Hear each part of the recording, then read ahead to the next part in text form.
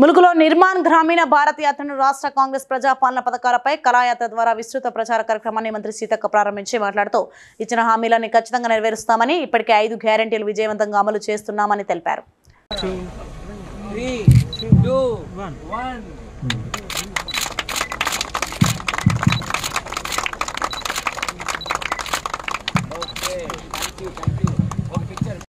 లక్షల మంది 18,000 కోట్ల రూపాయలు మాఫీ చేసి ఇంకా 10,000 కోట్ల వరకు ఉండొచ్చు. ఎవరికైనా కానోళ్ళు అయినోళ్ళు అవన్నీ కూడా అధికారుల దగ్గర అప్లికేషన్లు పెట్టుకున్నటువంటి వాళ్ళన్నీ కూడా మరి చూస్తా ఉన్నారు. అవన్నిటిని కూడా ఖచ్చితంగా గతంలో చరిత్రలో ఆ రోజు వైఎస్ఆర్ గారు అందరికీ రుణమాఫీ చేశారు. సోనియమ్మ దేశవ్యాప్తంగా కూడా చేసింది.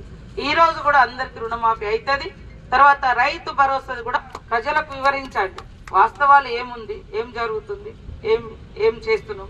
మనం వచ్చి ఇంకా ఇప్పుడు సంవత్సరం అవుతుంది.